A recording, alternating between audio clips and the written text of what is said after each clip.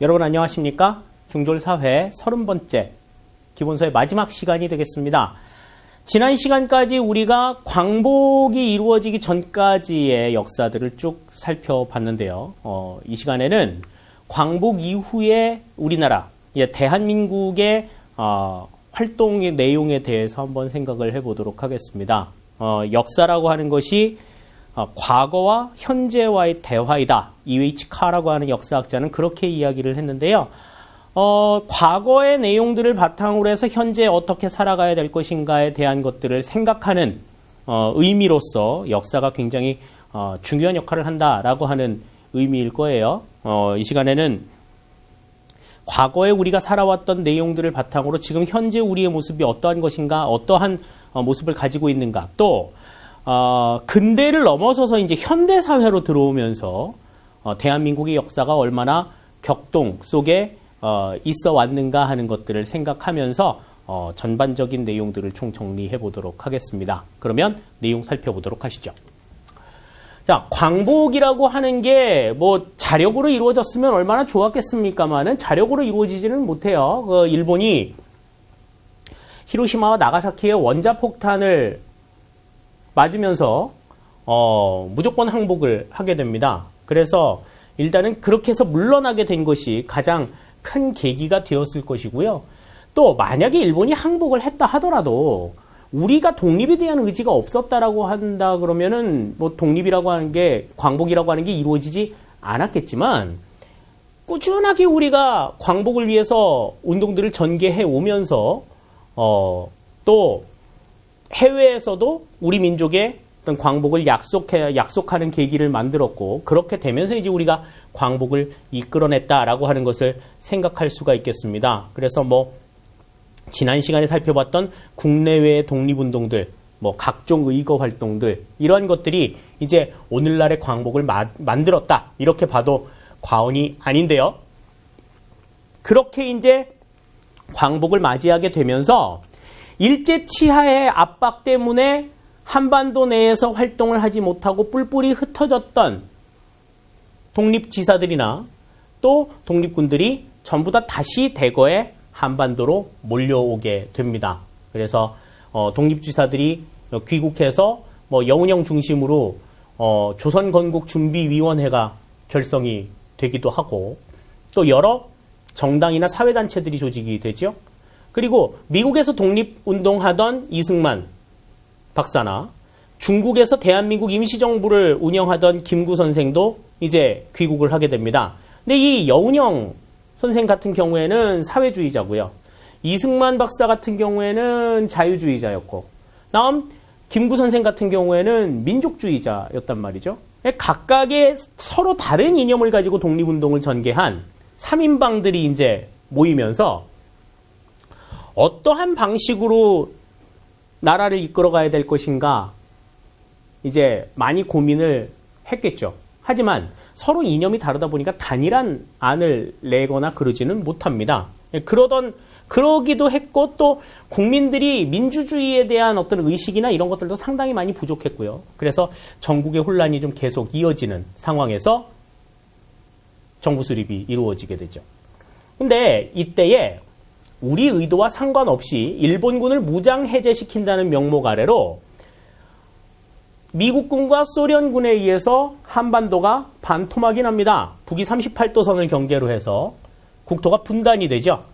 그러면서 이제 미소 냉전이 심화가 되다 보니까 이 38도선은 거의 정치적인 분할선으로 자리매김을 하게 됩니다. 그래서 미 군정하에 남한은 이제 자유주의를 바탕으로 한 체제를 확립하게 되고요. 다음에 북한 같은 경우에는 이제 소련을 중심으로 공산주의가 이제 득세를 하게 됩니다. 그러니까 자유주의를 표방하는 남한이나 공산주의를 표방했던 북한 모두 다 민족주의는 다 배척을 했다라고 하는 것을 특징으로 생각을 할 수가 있어요. 그런 것들이 보면 우리 민족의 어떤 이익이나 민족의 발전을 위한 고민이라기보다는 그저 그냥 미국과 소련의 이권에 따라서 이익에 그냥 편승한 그러한 결과에 지나지 않았다라고 하는 점에 있어서는 상당히 좀 아쉬움이 있다. 우선은 이 남북이 우리 의도와는 상관없이 분단이 되었다라고 하는 게 가장 큰 아쉬움으로 남는 것이겠죠. 네, 이러한 과정에서 이제 대한민국이 그 설립을 준비하기에 이르릅니다. 이러한 과정에서 모스크바 3국 외상회의가 열려 미국, 영국, 소련의 외상이 모여가지고 최고 5년 동안 북한은 소련이, 남한은 미국이 신탁 통치를 할 것을 결의하게 됩니다. 여기에 이제 민족주의 진영이나 자유주의 진영은 반대를 하고, 그 다음에 공산주의 진영은 맨 처음에 반대를 했다가 소련의 사주를 이제 찬성으로 돌아서는 그러한 모습들을 보여주게 되죠. 그래서 신탁 통치를 의결하는 그러한 결과들도 나타났었다. 그래서 이제 미국이 한국 문제를 유엔에 상정을 하면서 유엔이 한국 임시위원단을 설치를 합니다. 그래서 통일정부 구성을 위해서 남북한 총선거를 실시해라, 이렇게 이제 결의를 하게 되죠. 그런데 38도선에서 소련이 미군과 우리의 입국을 거절합니다. 그러면서 오지 못하도록 딱 막아버리죠. 그래서 남북한 총선거는 실시가 되지 못하고 이제 그러면 총선거가 가능한 지역에서만 우선 총선거를 실시해라. 그래서 남한만이 총선거를, 단독 총선거를 진행을 하는데, 이때에 소련이 입국을 거절을 해가지고 이제 남북한 총선거가 무산이 될 위기에 놓이니까 김구 선생과 김규식 선생 같은 이 민족주의자들이 이제 남북 협상을 추진하게 됩니다. 야, 이거 이념에 상관없이 민족의 이익만을 놓고서 한번 통일 문제를 협의해보자, 이렇게 주장합니다만은 뜻을 이루지는 못해요. 그래서 결국에는 남한 단독 총선거를 실시해서 재헌 국회를 구성하고 헌법을 제정해서 이승만을 초대 대통령으로 한 대한민국 정부가 1948년에 수립이 되게 됩니다. 이때에 이제 이 대한민국 정부는 우리 국토에 우리 민족이 세운 최초의 민주공화국이다라고 하는 의의를 갖죠. 그래서 그 이후부터 오늘날까지 대한민국이 명맥을 이어오고 있다라고 하는 것을 생각하실 수가 있겠습니다. 그런데 대한민국이 설립이 돼서 이제 우리도 나라가 생겼구나, 나라를 이제 만들었구나 라고 하는 기쁨도 잠시 1950년에 6.25 전쟁이 발발을 하죠. 자, 우선 우리가 이제 그냥 단독 총선거를 시행해가지고 단독 정부를 구성할 때까지 북한은 아무런 움직임을 보이지 않습니다. 그러다가 대한민국 정부가 구성이 되고 나서 바로 한 달이 채 지나지 않은 1948년 9월 9일에 북한도 공산 정권을 수립합니다. 그러면서 우리가 공산 정권을 수립하게 된 것은 남한이 비협조적으로 자기들 먼저 나라를 만들었기 때문이다, 정부를 구성했기 때문이다, 이렇게 이제 트집을 잡죠. 북한 공산 정권이 수립이 된 다음부터 이제 북한은 계속해서 무력 남침을 준비합니다. 이때부터 이미 남한과 북한은 이념적으로 이제 완전히 돌아선 상태가 된 거죠. 근데 이제 그 가운데에서 제주도에서 벌어진 4.3 사건이나 여수 순천 반란 사건 같은 것들이 남한 사회의 혼란이나 정치 불안정을 야기하게 돼요. 그러던 가운데에 북한이 기습적으로 남한을 침범하기 시작합니다. 그래서 정부하고 국군은 속절없이 후퇴할 수밖에 없었어요. 그래서 낙동강 방어선을 중심으로 해가지고 부산 일부 지역에 이제 몰려 있게 되고, 그리고 이제 유엔이 창설이 된 이후로 최초로 유엔 연합군이 이제 한반도에 파병이 됩니다. 이때에 이제 유엔군의 장수 중에 하나였던 메가더 장군이 이제 9월 15일에 인천 상륙작전을 감행을 하죠. 인천 상륙작전을 감행해서 이제 북진을 추진해가지고 9월 28일에 서울을 수복하고 압록강까지도 진출을 합니다. 12월 말에 압록강까지도 진출을 해서 이제 완전 통일을 이루는구나 라고 생각을 했는데, 중국군, 그 당시에 중공군이라고 얘기했었죠. 중공군이 갑자기 인해전술을 앞세워가지고 몰려 내려오기 시작을 해요. 그래서 우리가 이제 속절없이 1월 4일에 후퇴를 하게 되면서 이제 뺏고 뺏기는 공방전이 지속이 되다가 38도선 부근에서 결국에는 휴전을 이루게 됩니다. 그래서 1953년 7월 27일에 휴전이 성립이 조인이 되고 휴전협정이 조인이 되고 지금까지 우리 60년이 넘는 기간 동안 우리는 휴전 상태에 있는 거죠. 그래서 지금 휴전 상태이기 때문에 국제법상으로 휴전이기 때문에 한반도는 아직도 전쟁 중이다라고 하는 개념을 가지고 아직도 이 외국인들 가운데에는 이 한반도, 한국에 오는 것을 두려워하는 사람들이 굉장히 많다고 그래요. 그 외국인 운동선수들이 왜 우리나라에 와가지고 뛰는 선수들 많잖아요. 뭐 야구도 그렇고 축구도 그렇고 농구도 그렇고 배구도 그렇고 외국 선수들이 굉장히 많은데 이 외국 선수들이 우리나라 팀하고 계약을 할 때 제일 물어보는 문제 중에 하나가 야, 한국 전쟁 중인데 한국에서 살면 뭐 안전해? 괜찮아?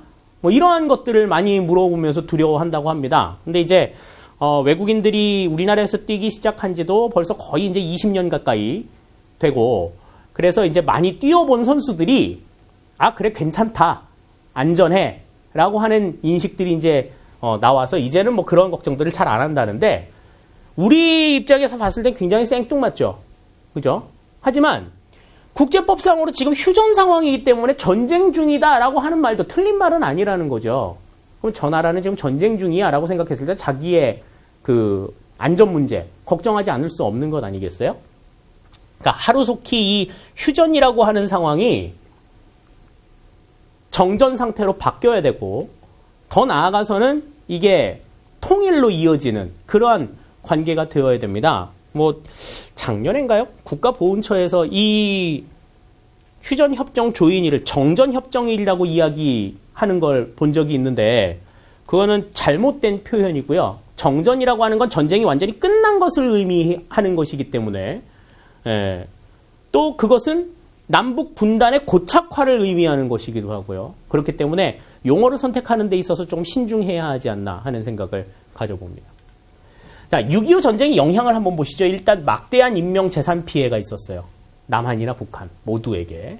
그리고 많은 이산 가족들이 발생한 것, 뭐 이런 것들 뭐 여러분들 너무나 잘 아시리라 생각이 돼요. 뭐 영화를 통해서도 그러한 내용들을 보셨을 수가 있겠고 또 그 한 30년 전에 우리 이산가족 찾기 한다고 해가지고 굉장히 전국이 떠들썩했던 적이 한 번 있었는데 그때의 상황들을 한번 돌이켜 생각해 보신다고 하더라도 그 당시에 계셨던 분들은 그 당시 이산가족들의 어떤 이런 것들이 얼마나 대단했는가 하는 것들을 알 수가 있습니다. 또 이념이 서로 다른 남과 북이 서로 다퉜기 때문에 적대 감정도 상당히 좀 심화된 그런 상황이죠. 적대 감정, 적대 관계, 적대적으로 생각을 하기 시작하면 아무래도 말로써 풀거나 뭐 이렇게 우호적인 제스처를 보내기가 어렵고 그렇다라고 하면 평화 통일은 조금 어렵다라는 생각을 할 수밖에 없는 상황이고요. 그래서 남한 같은 경우에는 미국하고 상호 방위 조약을 체결하면서 반공 독재 체제를 강화하게 되고요. 북한 같은 경우에도 김일성 1인 독재 체제를 확립하면서 반대파를 숙청하면서 자신들의 권력을 공고히 하는 그러한 움직임들을 보였다라고 하는 것을 생각할 수가 있겠습니다. 자, 이제 남한만, 대한민국만 한번 생각해 보죠. 휴전 이후에 이승만 정부는 독재 체제에 들어가게 됩니다. 뭐 농지 개혁법을 추진하고 반민특위도 구성을 합니다만 이 반민특위가 결국에는 좌절이 되죠. 그래서 과거에 친일 행각을 벌였던 사람들 그리고 과거에 이제 민족의 이익에 반했던 사람들을 처단하자라는 움직임을 보였었는데 그게 좌절이 돼요. 기득권 세력들의 반대에 의해서. 이건 뭐 정말 뼈아픈 실수죠. 예. 조상들의 뼈아픈 실수입니다. 이건 후손들한테 정말 두고두고 사과하셔야 돼요. 자, 그러던 와중에 이제 이 이승만은 장기 집권 체제를 구축하기 시작합니다. 뭐 그래서 뭐 직선제 개헌이나 4.4.5입 개헌 뭐 이런 것들을 추진하면서 자신의 어떤 그 권력을 공고화하기 위한 노력들을 하죠. 그래서 초대 대통령에 한해서는 종신, 죽을 때까지 대통령 할 수 있도록 그렇게 헌법을 바꾸기도 했습니다. 그러던 와중에 이제 장기 집권을 도모하던 자유당의 농간에 의해서 3월 15일에 있었던 정부통령 선거에서 대대적인 부정이 일어나게 되죠. 이 부정선거에 항거하던 가운데에 마산에서 민주화 시위가 있다가 그 당시에 그 고등학교 2학년이었던 김주열이라고 하는 학생이 양 눈에 최루탄 파편이 맞은 채 숨진 채로 발견이 됩니다. 그것도 그 숨진 시체가 마산 앞바다에서 발견이 돼요. 그러니까 그 시체를 그냥 이렇게 바닷물에 빠뜨려가지고 이렇게 은폐를 하려고 시도했던 것이 이제 실패로 돌아가게 되죠.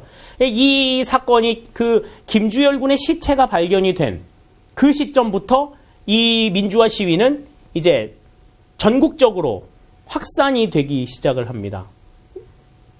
정부는 이제 그것을 막기 위해서 계엄령을 선포를 합니다만은 이것에 이제 학생들이나 시민들의 거부 움직임을 막기는 어렵죠.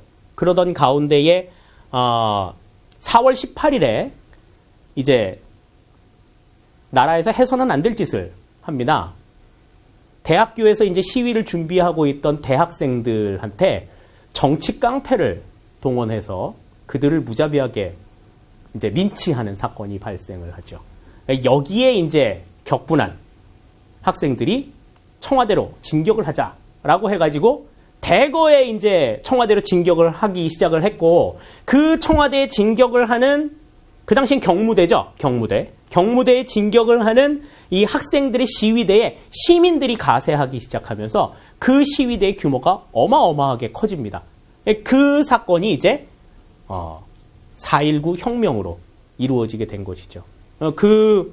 그렇게 몰려오던 시민들에게 경무대 앞에서 경찰들이 발포를 합니다. 그래서 많은 희생자들도 나타나게 됐는데, 결국 이 같은 움직임에 이승만 대통령이 대통령직에서 자진해서 물러나는 결과를 가지고 오게 되고, 그 결과 자유당 정권이 붕괴되는 그러한 결과를 가지고 오게 되죠.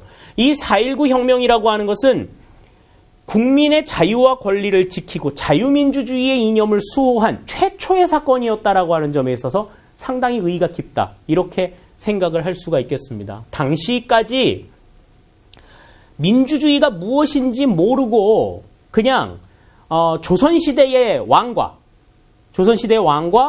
민주공화국의 대통령을 그냥 동일하게 생각했던 우리 국민들에게는 상당히 좀 충격적인 사건이 아닐 수가 없어요.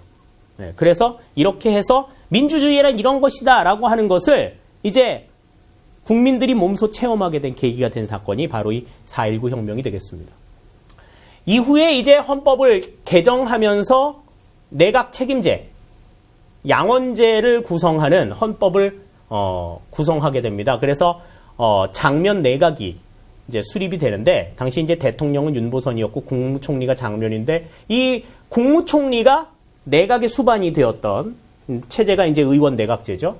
내각 책임제가 되겠습니다. 그래서 과도 정부가 성립이 되는데, 이 과도 정부가 독재 정치를 마무리하고 민주 정치를 실현하는 데 있어서는 상당히 큰 의의를 갖습니다만은, 이 사회 혼란을 제대로 수습을 하지 못해요.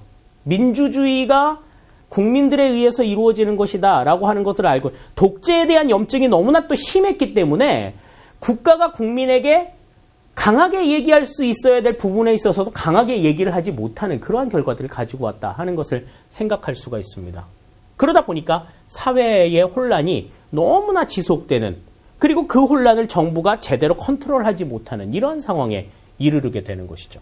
그래서 이 장면 내각, 우리나라 역사상에서 가장 민주적인 정권이었다라고도 이야기를 합니다만은, 그 정권이 사회의 혼란을 제대로 컨트롤하지 못하다 보니까 5.16 군사 쿠데타라고 하는 비극이 다시 또 등장을 하기 시작을 하는 겁니다. 이 5.16 군사 쿠데타는 박정희를 중심으로 해서 군인들이 모의를 해가지고 기존에 있던 장면 내각을 붕괴시키고 군정을 실시했던 사건이죠. 이 사건 이후로 이제 2년 동안 군정이 실시가 된 다음에 박정희는 79년까지 무려 18년 동안, 군정까지 포함하면 18년 동안 대한민국을 통치하기에 이르릅니다. 물론 성장 위주의 경제정책을 추진해가지고 조국의 근대화를 이루었다라고 하는 점에 있어서는 상당히 긍정적으로 평가를 받기도 합니다.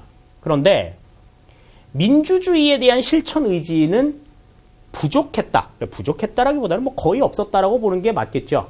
특히 장기 집권을 위해서 삼선 개헌을 강행하고 유신체제를 출범시킴으로써 국민들의 여망과는 전혀 다른 정치를 이어왔다는 게 이 가장 큰 아쉬움이다. 이렇게 생각을 할 수 있겠습니다. 그래서 12.6 사태, 박정희 대통령이 당시에 중앙정보부장이었던 김재규의 총탄에 서거하기까지 이 유신체제는 거의 국민들을 완전히 볼모로 잡고 정말 찍소리도 하지 못하게 만들었던 그런 엄청난 시대예요. 자, 박정희 대통령이 이제 서거합니다. 서거하고 나서 이제 우리는 드디어 민주정부가 들어설 수 있겠구나라는 기대감에 부풀어 있었어요. 그런데 그때 이 박정희 대통령의 서거 사건을 조사하던 합동수사본부장이 여러분들이 너무나 잘 알고 계시는 전두환입니다. 전두환 소장이 신군부 세력을 앞세우고 다시 쿠데타를 일으켜요. 그 당시에 이제 대통령이 없는 상황이었어요. 유고된 상황이었으니까 국무총리가 대신 대통령의 직무를 대행하고 있었고, 그리고 이제 군 통수를 위해서 이제 육군 참모총장이 활동을 하고 있던 상황에서 이 육군 참모총장을 가두고 국무총리에게 압력을 행사합니다. 그래서 다시 이들이 정치적 실권을 장악을 하게 되죠. 이거는 자유민주주의를 아예 뿌리째 흔들어 놓는 엄청난 사건이에요. 굉장히 무지몽매한 사건이에요. 거의 뭐 정치적으로 봤을 때는 거의 조폭과 같은 그러한 움직임이라고 보시면 딱 맞습니다. 그래서 이거는 국민의 뜻에 따라서 정치를 하는 게 아니다 라고 하는 국민들의 반대 시위가 전국적으로 확산되게 이르르죠. 이게 이제 광주에서 절정을 이루게 되는데, 이 광주에서의 주민들의 시위를 계엄군이 아주 무자비하게 탄압하죠. 그것이 바로 이제 5.18 광주 민주화 운동이 되겠습니다. 우리가 뭐 한동안 광주 사태라고 이야기를 하면서 뭐 신문이나 뭐 언론에도 전혀 보여주지 않았던 그러한 사건이죠. 제가 어렸을 때 일인데, 저는 그래서 한동안 그 전 시간에 배웠던 광주 학생 항일 운동과 이 광주 사태라고 하는 사건을 같은 사건이라고 생각을 했던 적도 있었어요. 그럴 정도로 이 사건에 대해서는 전혀 어떠한 언론도 이야기하지 않습니다. 이게 이제 전두환이 물러가고 이제 노태우가 집권하게 되면서 그 왜 50 청문회라는 거 하나 있었잖아요. 그죠? 50 청문회, 뭐 5.18 청문회, 뭐 이런 것들이 있으면서 당시 이제 외신에서 촬영했던 필름들이 이제 공개가 되면서 그 당시에 이제 잔혹상이 이제 등장을 하게 되죠. 아무튼 전두환 정부가 출범을 하게 됩니다. 헌법을 개정해서 간접 선거로 대통령이 선출이 되죠. 그래서 대통령 선거인단이라고 하는 걸 만들어가지고 그 장충체육관에서 이렇게 선거를 해요. 뭐 그거야 다 이제 짜고 치는 고스톱이죠. 그래서 전두환이 이제 이때부터 집권을 하기 시작을 합니다. 자, 그런데 이제 전두환이 군부 세력이 집권을 계속하는 데에 대한 반대가 굉장히 이제 좀 극심해지기 시작을 하죠. 그러면서 그 이제 집권을 한 이후에 한 4년 뒤에 있었던 85년도의 총선거에서 우리가 흔히 말하는 야당의 약진이 나타나게 됩니다. 그 당시에 이제 야당이었던 신민당이 개헌 저지선이었던 100석을 넘는 의석을 확보하면서 이제 돌풍을 일으키죠. 그래서 이제 개헌을 하자, 대통령을 우리가 직접 뽑아야 된다라고 하는 그러한 개헌의 움직임이 여론이 굉장히 높아지는 것이 전두환 정권의 압력이 될 수밖에 없었어요. 그래서 전두환 대통령은 4월 13일 날 대국민 담화를 통해 가지고 지금 개헌을 하게 되면 1년 뒤에 사회가 굉장히 혼란해질 것이고, 사회가 혼란해지다 보면은 북한 괴뢰도당들이 남침해서 우리를 확 집어삼킬 수 있다. 겁을 줍니다. 그렇게 되면 1년 뒤에 치러질 올림픽에도 큰 영향을 미치게 될 테니까 개헌은 올림픽이 끝난 이후에, 올림픽 때까지, 올림픽이 끝난 이후에 진행을 하도록 하겠다라고 하는 이른바 호헌 조치를 발표해요. 뭐 난리가 납니다. 그러니까 자기 임기 때는 직선제로 개헌하지 않겠다라는 거죠. 그리고 자기 의도에 따라서 또 체육관에서 선거해가지고 자기 후계자 임명하겠다라고 하는 의도를 밝힌 겁니다. 그래서 대대적으로 민주화 운동이 일어나죠. 그게 바로 6월 민주 항쟁입니다. 이때에 뭐 이제 연세대에서 이한열이라고 하는 당시 대학생이 최루탄 파편에 맞아서 며칠 동안 사경을 헤매다가 죽는 사건도 발생을 하고, 그것이 이제 또 확산시켜서 국민들의 분노를 더 이상 집권 여당이 감당하기 힘들 정도까지 이르게 되죠. 그래서 그 당시에 대통령 후보로 지명이 되었던, 정부 여당의 대통령 후보로 지명이 되었던 노태우 후보가 6.29 민주화 선언을 하게 됩니다. 그래서 지금 즉시 5년 단임제 대통령 직선제로 개헌을 하고, 개헌된 헌법에 의해서 대통령 선거를 치르겠다라고 선언을 하게 되죠. 그러면서 이제 거기에 따라서 제6공화국이 출범이 되게 됩니다. 뭐 이때는 올림픽도 개최를 하고 북방 정책을 추진했다라고 하는 여러 가지 내용들이 있지만, 노태우 대통령 역시도 군부 출신이라는 점에 있어서 군정의 연장선이다라고 하는 비난은 피하기 어려운 그런 상황이 되죠. 자, 이후에 이제 93년도에 김영삼 정부가 출범을 합니다. 군종을 종식했다라고 하는 점에 있어서는 의의가 있겠습니다만은, 금융실명제를 실시하고 지방자치제를 실시했다라고 하는 여러 가지 업적들도 있어요. 하지만 굉장히 좀 방만한 국가 운영을 통해서 결국에는 외환 위기를 초래했다라고 하는 오명을 쓰고 물러나게 됩니다. 퇴임 직전의 지지율이 불과 3%에 지나지 않았다라고 하는 역대 정부 가운데 가장 무능한 정부로 기록이 되고 있죠. 그 다음에 이제 김대중 정부입니다. 여야 최초의 여야 정권 교체를 이룬 정부로 기억이 되고 있고요. 외환 위기 상황을 이어받은 정부이기 때문에 외환 위기 극복에 무엇보다도 열을 쏟게 됩니다. 그래서 집권한 지 3년 반 만에 IMF의 구제 금융을 받던, IMF로부터 차관을 받았던 모든 차관을 갚고 외환 보유고를 계속해서 높이는 그러한 성과를 거두게 되죠. 특히 김대중 정부 때의 최초로 남북 정상회담을 실현시킴으로써 한반도의 평화 정착과 세계 평화에 기여했다라고 하는 그러한 평가를 받고 있습니다.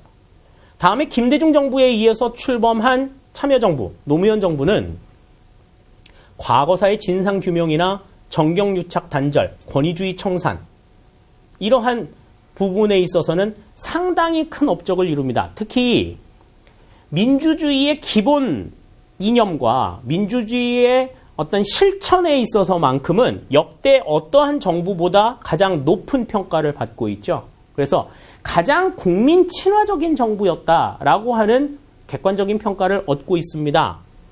하지만 부동산 정책이라든지 일부 정책에 있어서는 상당히 좀 미흡한 결과를 보임으로써 비난의 선상에 있기도 하죠. 네. 결국에는 또 비리 문제로부터도 자유롭지 못했던 것들이 나중에 밝혀지게 되면서 퇴임 후에 상당히 비극적인 결과를 맞기도 합니다. 다음에 이제 이명박 정부입니다. 선거에 의해서 김대중 정부에 이어서 두 번째로 여야 정권 교체가 이루어진 그러한 상황이죠. 그래서 선진 인류국가 건설을 목표로 해가지고 G20 정상회담을 개최하고 이 정상회의의 의장국으로서 역할을 하기도 합니다. 뭐 세계 금융위기 극복을 위한 노력에 동참을 했다라고는 합니다만은 우리 정부가 뭐 어떻게 해가지고 위기를 극복한 그런 측면들보다는 어떤 외부 효과들이 상당히 많았다라고 하는 요소들도 있고요. 지금 또 이제 박근혜 정부가 출범하고 나서는 지금 이 이명박 정부에서 실시했던 일부 정책에 대해서는 이제 진상조사를 좀 해야 되겠다. 그래서 뭐 자원 외교라든지 뭐 4대강 사업이라든지 뭐 이러한 것들은 뭐 방위 산업이라든지 뭐 이러한 것들은 지금 상당히 논란의 선상에 있는 그러한 입장에 있죠.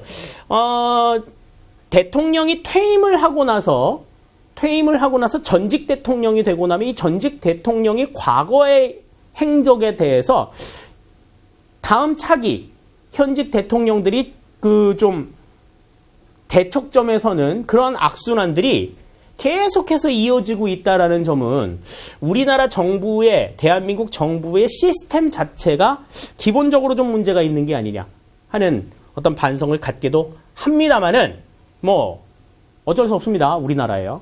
그래서 우리나라는 지금 이 같은 움직임들이 벌어져 오고 있다. 그리고 현재 지금 2013년도 그죠? 2013년도부터 이제 박근혜 정부가 출범이 되어서 지금 오늘에 이르고 있다 하는 것을 우리가 생각할 수가 있겠습니다.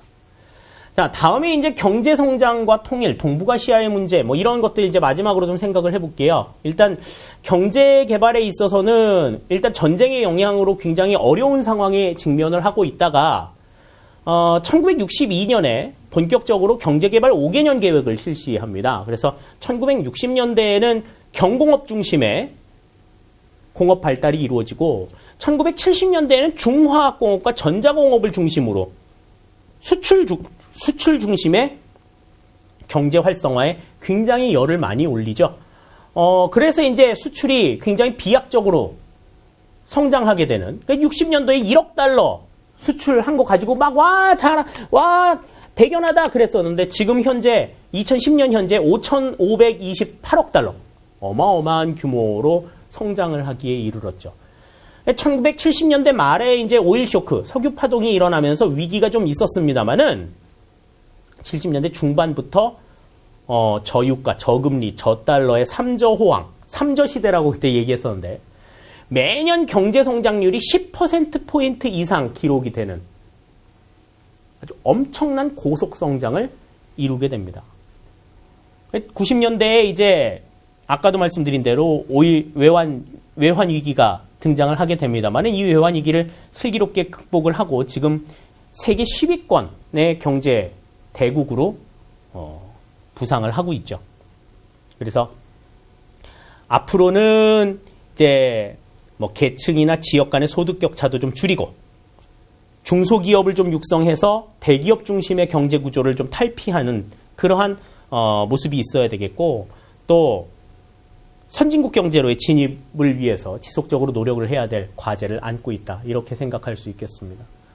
다음에 사회 구조 변화를 위해서는 뭐 도시화, 산업화, 뭐 이러한 뭐 대세를 어길 수는 없었겠죠. 그 가운데에서 이제 노동운동이나 농민운동, 시민운동이 굉장히 확실하게 이루어지고 있었다. 특히 1987년 이후에 이 노동운동과 시민운동은 상당히 커다란 전기를 마련해서 굉장히 많은 노동단체와 시민단체들이 이러한 운동들을 위해서 결성이 되고 운영이 되어서 오늘날에 이르고 있다는 것을 생각하실 수가 있겠습니다.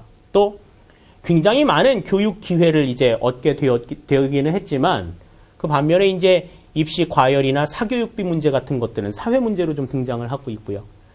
오늘날에는 이제 글로벌 시대 맞이해서 다문화 가정이 증대되면서 이제 다문화 정책에 대한 관심도 높아지고 있는 상황입니다. 또 복지 확대를 위해서 굉장히 노력은 하고 있지만 선진국에 대해서는 정말 선진국에 비하면 정말 태부적인 그러한 모습들을 보이고 있는데 이러한 복지 정책을 확충하는 부분에 있어서 정부가 상당히 좀 미온적이고 또 이 복지 제도에 대한 요구에 대해서 굉장히 좀 부정적으로 생각하고 있는 것은 조금 아쉬움으로 남는 대목이다. 이렇게 생각을 할 수가 있겠습니다. 자, 다음에 이제 통일을 위한 노력에 대해서 한번 생각을 해보죠. 북한 같은 경우에는 이제 김일성의 주체 사상을 중심으로 해가지고 굉장히 왜곡된 공산주의도 그들이 추구하는 공산주의는 실제 공산주의하고는 조금 많이 다른 그런 모습들을 보여주고 있습니다. 특히 2011년도에 김정일이 사망한 이후에 김정은을 공식 후계자로 추대하면서 전 세계에 유례없는 3대 세습을 진행하고 있죠. 그것 자체로도 인류의 엄청난 비난을 받아 마땅합니다. 그 북한에 살고 있는 주민들의 인권의 문제라든지 이런 것들에 대해서 이제 전 세계가 조금 관심을 가져야 한다라고 이야기를 하고 있는 상황이죠. 북한의 경제체제는 중화학공업, 특히 군수공업을 중심으로 크게 많이 발달이 되어 왔기 때문에 상당히 지금 실물 경제에 어려움을 많이 겪고 있다라고 하는 것을 생각할 수가 있겠습니다. 특히 1990년대에 사회주의, 공산주의가 붕괴하게 되고 또 여러 가지 자연재해로 인해서 식량난이라든지 경제난이 가속화되면서 이 북한 주민들이 이제 북한을 탈출하는 상황들이 굉장히 급증하게 되죠. 그래서 이러한 탈북자들을 어떻게 관리해야 될 것이냐 하는 문제들도 국제 관심사로 등장을 하게 이르렀다 하는 것들을 생각할 수가 있겠습니다. 자, 그러면 이러한 남북 통일을 위한 남북 간의 노력들이 어떻게 진행이 됐었는가 하는 것들을 좀 생각을 해보죠. 적십자사를 중심으로 해서 굉장히 꾸준하게 진행이 되어 오고 있었는데 가장 이제 최초로 남북 간에 합의를 했던 성명은 7.4남북 공동성명입니다. 이 7.4남북 공동성명은 자주통일, 평화통일, 민족 대단결의 원칙에 의해서 남북한이 서로 통일을 하기로 약속을 한 최초의 남북 합의 문서예요. 그래서 이때의 남북 공동성명이 발표가 됐을 때 대한민국의 국민들 대다수는 이제 곧 남북 통일이 이루어질 거라는 기대감에 부풀었었다라고 이야기를 하죠. 근데 이제 지금까지도 통일이 안 되고 있으니까. 자, 다음에 이제 그 이듬해에 6.23 평화통일 외교정책선언이라는 게 있습니다. 이것은 일단 남한과 북한을 상호 인정했다라고 하는 점에 있어서 이전의 관념보다는 좀 진일보했다라고 이야기를 할 수가 있어요. 그래서 반도 내에 지금 두 개의 국가가 있다라고 하는 걸 최초로 인정한 선언이 6.23 평화통일 외교정책선언이라고 볼 수가 있습니다. 그리고 내정 불간섭, UN 동시 가입을 제안했다 이렇게 이야기를 하죠. 그래서 이때 처음으로 이제 UN 동시 가입을 제안을 합니다만은 실제로 가입을 하게 된 건 1991년도의 일이다. 그로부터도 상당히 오랜 시간이 지나서 18년이 지난 다음에 이제 UN의 동시 가입을 이루게 된다 하는 것들을 생각할 수가 있겠습니다. 다음에 이제 남북한 화해와 교류의 내용들을 보시면 1984년도에 서울에 어마어마한 비가 내립니다. 그래서 마포구 망원동 지역은요 완전히 물에 잠겨요. 동네가 물에 잠깁니다. 이런 엄청난 수해를 입었을 때 북한이 수해 물자를 제공하겠다라는 제의를 해와요. 그때 우리가 그 제안을 받아들입니다. 그래서 북한의 시멘트라든지 옷감이라든지 여러 이제 수해 물자들이 남한에 오게 되죠. 쌀 이런 것들도 오게 됩니다. 그래서 인도적인 차원에서 그 도와주겠다라고 하는 제안을 우리가 받아들이면서 남북한 화해 무드가 좀 조성이 돼서 85년도에는 처음으로 남북한 이산가족 상봉과 예술 공연단이 교환해서 방문을 하는 그러한 전기도 마련을 하게 되죠. 그러던 와중에 이제 91년도에 UN 동시 가입을 하게 되고 또 91년도에 남북 기본 합의서를 채택하면서 또다시 남북 관계는 또 한층 더 나아가게 되는 그러한 결과를 가져오게 됩니다. 또 한반도 비핵화에 관한 공동선언을 발표하게 되면서 평화 통일을 위한 한 걸음을 더 나서게 되죠. 하지만 후속 작업을 진행하는 과정에서 여러 가지 이견들을 보이면서 사실 큰 결과를 나타내지는 못하게 됩니다. 또 90년대 초반에 또 한때에는 서울 불바다 선언 이런 것들 때문에 굉장히 또 긴장 관계가 있었던 그런 점들이 있었고, 김영삼 정부 때에 이제 남북 정상회담을 하기로 약속까지 해놓죠. 6월 26일 날 94년도 6월 26일 날 남북 정상회담을 하자라고 날짜까지 딱 잡았는데 6월 달이었나요? 6월 달이었나 7월 달이었나? 아무튼 7월 26일이었나 6월 26일이었나 그랬는데 그 정상회담 날짜를 얼마 남겨두지 않고서 김일성이 사망을 합니다. 그래서 이제 정상회담이 이제 물거품이 되는 그러한 상황들도 나타나기도 했었어요. 그러다가 이제 그 정상회담이 2000년도에 처음 성사가 되죠. 김대중 정부 때의 1차, 2007년도 노무현 정부 때 또 2차. 그래서 김대중 대통령과 김정일 국방위원장, 노무현 대통령과 김정일 국방위원장이 남북 정상회담을 한 차례씩 총 2차례에 걸쳐서 진행을 하게 됩니다. 통일 정책에 대해서도 뭐 김영삼 정부는 3단계 통일 방안을 발표합니다. 이때 3단계 통일 방안에서 가장 중요한 것은 남북연합이라고 하는 통일국가를 완성하는 데서 남북연합이라고 하는 과도기 체제를 가지고 있었다라고 하는 것이 가장 큰 특징이라고 볼 수가 있겠고 이때부터 북한의 식량이나 비료를 원조해 주게 되죠. 다음에 김대중 정부는 대북 정책에 있어서는 햇볕 정책으로 대표가 되는 대북 포용 정책을 추진하게 됩니다. 그래서 금강산 관광산업도 추진을 하게 되고 또 1차 남북 정상회담을 통해서 6.15 남북 공동선언을 발표하고 이에 따라서 뭐 개성공단을 조성한다든지 경의선 복구 사업을 추진한다든지 이산가족 상봉을 한다든지 여러 가지 이제 교류 활동을 지속하게 되죠. 김대중 정부의 대북 포용 정책을 계승한 노무현 정부는 남북회담을 정례화하자라고도 제안을 합니다. 그러면서 이제 2차 남북 정상회담도 성사를 시키면서 14 남북 정상선언을 발표하게 되죠. 근데 이제 이명박 정부 때는 북한이 이제 핵 개발을 하게 되고 또 금강산을 관광했던 관광객이 북한 초병에게 피살을 당하는 사건이 발생을 하게 되면서 금강산 관광이 중단되는 등 이 북한 관계가 완전히 대북 관계가 급냉 관계에 이르게 됩니다. 또 천안함 사건이나 연평도 포격 사건 이런 것들이 일어나게 되면서 남북 관계가 좀 급속도로 악화가 되어서 지금 오늘날까지도 이어지고 있죠. 지금 뭐 얼마 전에는 그 김정은이 이 남북 정상회담 할 수도 있다라고 이제 또 뭐 밝혀서 상당히 조금 이슈가 되었다라고 하는데 앞으로의 이제 관계가 어떻게 진전이 될지는 조금 더 두고 봐야 할 것 같습니다. 자, 다음에 이제 끝으로 동북아시아 역사 문제와 관련돼서 한번 보죠. 역사 왜곡은 일본만 하는 게 아니에요. 중국도 고구려 역사와 발해의 역사가 자기 나라의 역사라고 주장을 하기 시작을 합니다. 동북공정이라고 이야기를 하죠. 동북공정을 시도했다라고 이야기를 하는데 고구려 역사와 발해의 역사가 어떻게 자기 나라의 역사라고 얘기를 할 수 있는지 참 그 배짱 한번 대단하다라는 생각이 들어요.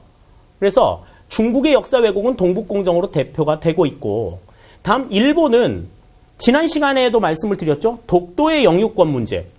독도를 계속해서 자기네 땅이라고 우겨요. 지난번에 문제에서는 그래서 굉장히 가엽다라는 이야기도 하지 않았습니까?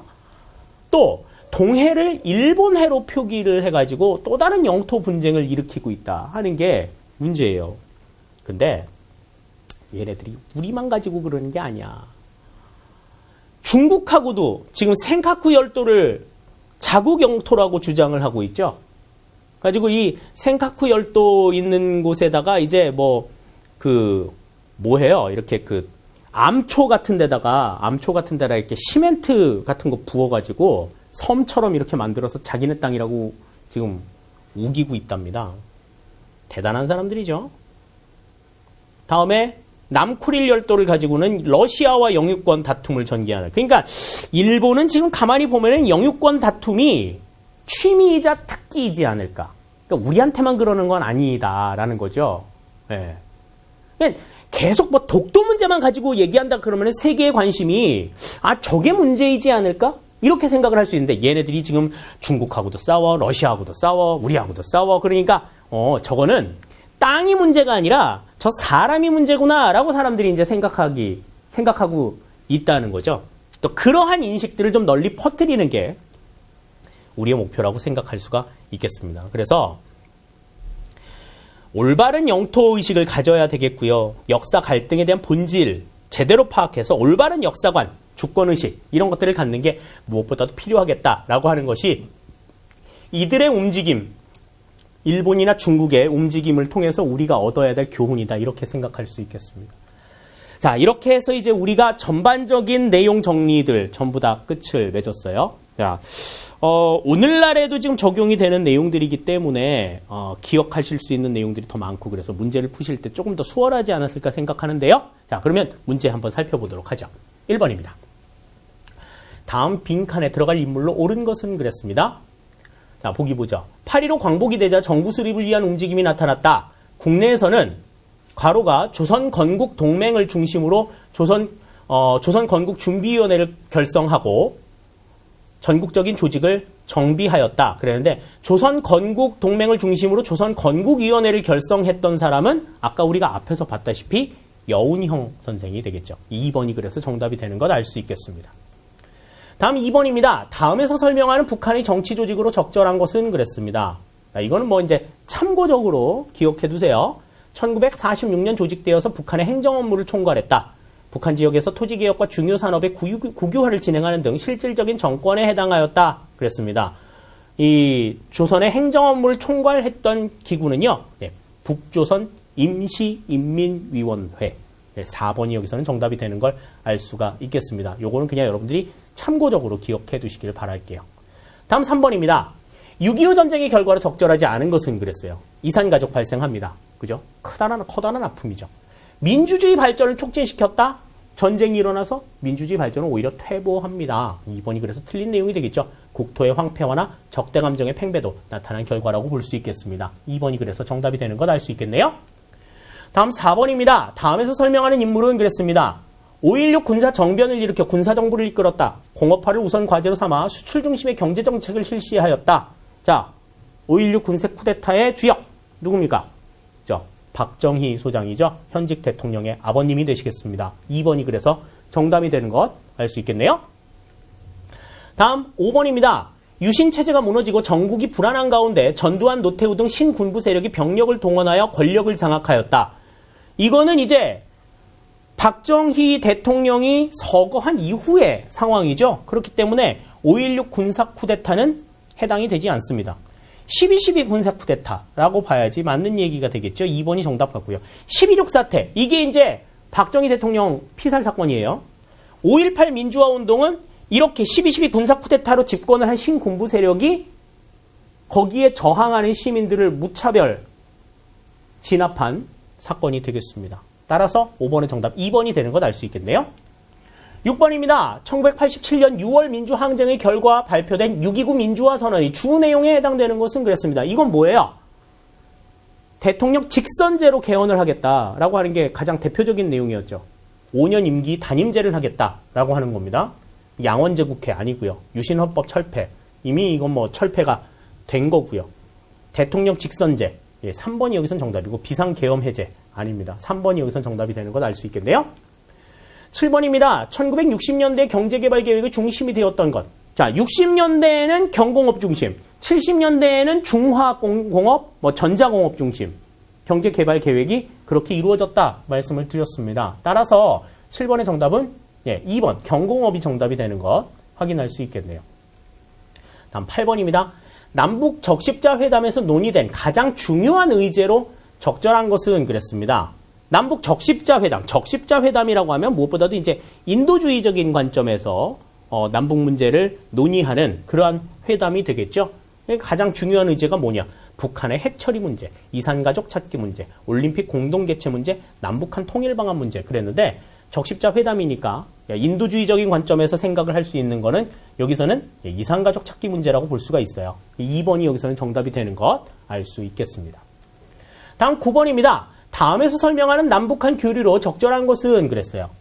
자, 보기 보면 한반도에 사실상 두 개의 정부가 존재한다는 현실을 인정하였다. 남북한 상호 인정을 처음 했다라고 하면 언제라고 말씀을 드렸어요? 73년도에 6.23 선언이라고 얘기를 했었죠. 네. 남북한의 UN 동시가입을 제안해서 적극적인 평화통일 의지를 천명하였다. 가입이 된 건 아니고 그때 처음으로 제안을 했다라고 하는 것. 예, 이거는 6.23 평화통일 외교정책 선언이다. 약칭으로 6.23 선언이라고 얘기하는데요. 9번의 정답표에서 4번이 정답이 되겠습니다. 남북 적십자 회담은 뭐 계속해서 있어 왔던 거고 7.4 남북 공동성명은 1972년에 남북 기본 합의서는 1991년에 체결이 되죠. 이제 10번입니다. 중국 정부가 자국의 국가 통합을 위해 고구려와 발해를 중국사로 편입하려는 시도를 뭐라고 얘기한다 그랬어요? 아까 맨 마지막에 나왔죠. 동북 공정이라고 이야기한다. 따라서 여기서는 1번이 정답이 되는 것 알 수 있겠네요. 자, 이렇게 해서 우리가 사회와 국사 전체에 걸친 모든 내용들을 전부 다 살펴봤습니다. 교과서로 따지면은 4권의 분량이에요. 4권의 분량을 30번의 강의를 통해서 모두 다 이야기를 한다라고 하는 게, 제 입장에서도 쉽지 않은 일이었고, 듣는 여러분들 입장에서도 그렇게 가벼운 일은 아니었으리라는 생각을 갖습니다. 하지만, 우리가 중졸 검정고시 합격뿐만이 아니라, 이 땅을 살아가고 있는 대한민국의 국민으로서는 이 사회의 문제와 역사의 문제는 반드시 알아두셔야 될 상식의 문제예요. 그렇기 때문에, 조금 많은 이야기, 좀 시간이 좀 많이 걸린다고 하더라도, 좀 힘든 거 무릅쓰고, 힘을 내서 이야기했던 것 같습니다. 그런 점에 있어서, 지금 장시간 동안, 수업 들어주신 여러분들께 진심으로 감사를 드리고요.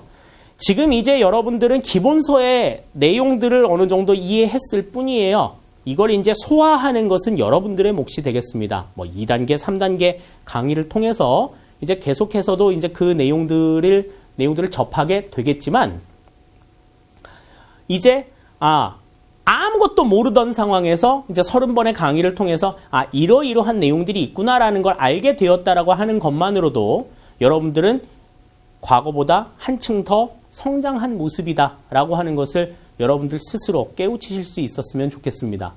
지금에 만족하지 말고 앞으로 더 나은 발전을 위해서 계속해서 노력해 주실 것을 당부를 드릴게요. 2단계, 3단계 과정에서 다시 한번 저를 만나게 되겠지만 그때의 모습은 우리가 맨 처음에 만났던 그 순간과는 또 다른 모습이기를 같이 한번 소망해 보겠습니다.